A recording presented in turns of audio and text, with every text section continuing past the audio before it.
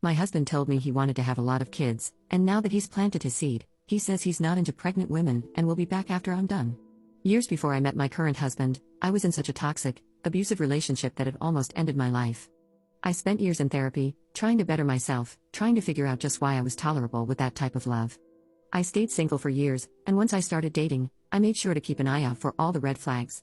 Hell, I even took things slowly when there was nothing but green flags.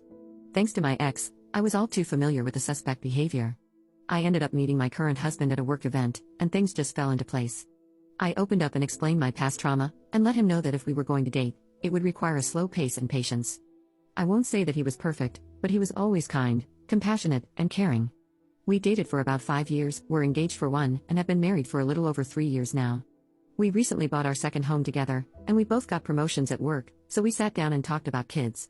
He wanted a big family, and I only wanted 1 or 2. We agreed on 2, and we started trying.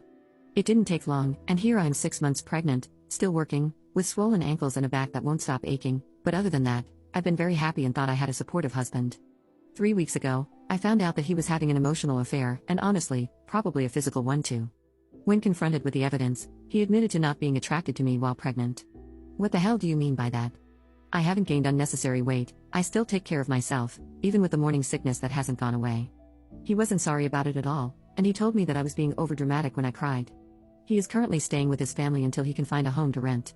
He doesn't want to get a divorce, and in fact, he's saying that after the pregnancy is over, we can go to therapy and fix things, but I don't want to. I cannot physically look this man in the eye anymore without feeling disgust. I have a text from him saying that he's my only option because no man wants to date a single mom. I'll be talking to a lawyer and figuring out how to divorce him. Sorry, I just wanted to vent into the void today. Edit. I was told I'm not allowed to change the locks due to it being his home as well, and he came over last night knowing there wasn't anything I could do to prevent it. Thankfully, he only grabbed some personal belongings, threatened to take the dogs, and let me know he emptied our shared bank account. Part of me rolled my eyes and figured he wasn't dumb enough to do that, and the other part made me make a mental note to check it once he left. Sure enough, our account has maybe $5 left in it. I'll be calling the bank about the transfer and speaking to an attorney later this afternoon. Thankfully, my dad taught me not to fully mix finances, so my savings wasn't capable of being touched, and while it's not a lot, it's enough to pay for the fees over the next few weeks. I don't have any family left, so I think he's doing a power play to make me feel like I'm alone and need him, when in reality, it's lit a fire in me that I don't want or need such a garbage person in my life. Update 1. Hey everyone, I just wanted to give a small update on my situation from 5 days ago. My soon-to-be ex showed up the day before yesterday, completely drunk, begging to talk. His anger increased when I would just ignore him and walk away. It kept escalating, so I went to grab my bag and walk down the road to a neighbor's home so I wouldn't be alone. He grabbed my arm to stop me, and when I yanked it away, he slapped me, almost a backhanded open slap. The cops were called, and I didn't have a mark on my face, so it was my word versus his. They escorted him off the property, and I'm only now assuming he's back with his parents. He did throw a fit about the dogs and does have proof of ownership, so I'm guessing he'll be able to take them. I went to leave to go for a drive to clear my head after everything and realized 3 of my 4 tires were flat. I know it was him, but I don't have proof. Insurance won't cover it, so I'm going to a tire shop on Friday morning. As for the attorney, I've had my consultation, and I'm waiting for my check to come in for my actual appointment and getting the ball moving on this. There's not much family left, and a few close friends are kept in the loop, but I don't want to burden them or treat them like unpaid therapists, so I think that's why I found myself back here on Reddit. The baby and pregnancy are okay. I've actually lost weight, and the doctor has told me to avoid stressful situations and to take things easy. I'll be calling to see if I can change the locks on the home now, and if not, I'm going to start looking for new places to stay. Update 2. I'm back, and some things have happened in these last 4 days.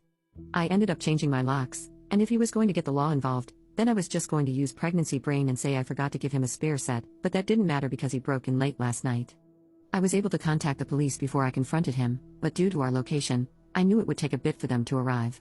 I tried walking by him to leave the house, but every time I did, he'd shove me. Once, it was hard enough to make me stumble and fall backward. The eerie part is he never once yelled, but he threw things and said the most vile things.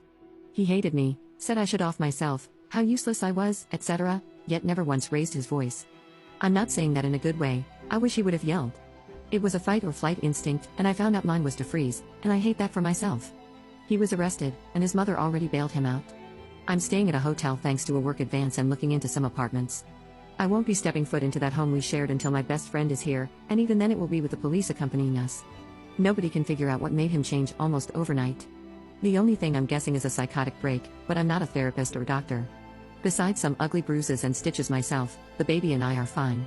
My lawyer feels like this is enough to get a protection order for myself, which will include the pregnancy and baby. For now, I'm safe and can sleep well for the first time in weeks.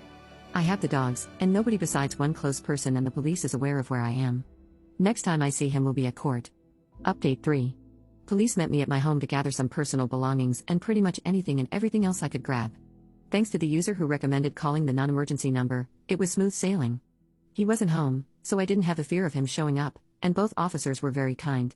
What I walked into, on the other hand, was not very fun. This man looked like he went on a bender, bleach on clothes, food everywhere, personal belongings just destroyed, especially the nursery. I was able to salvage a lot of the bigger items and packed what I could, and they're now in a storage unit until I move into my new place. I took pictures, and as aggravating as it was, especially with the 1 step forward, 2 steps back, I'm hopeful that they'll just be another thing used against him to prevent custody. As far as him, he has no way of contacting me other than through an attorney or email, and it's been quiet on both ends. His parents have not reached out. I don't even know what I'd say to them if they tried, so no loss there. His girlfriend, yes, girlfriend, as I found out, has been trying to contact me via friends to let me know she's pregnant. I'm unsure if that's true or not, but that, at the very least, confirms the affair and how well he kept things hidden. Anyway, I'll leave it at that. Thank you all for listening and checking up on me.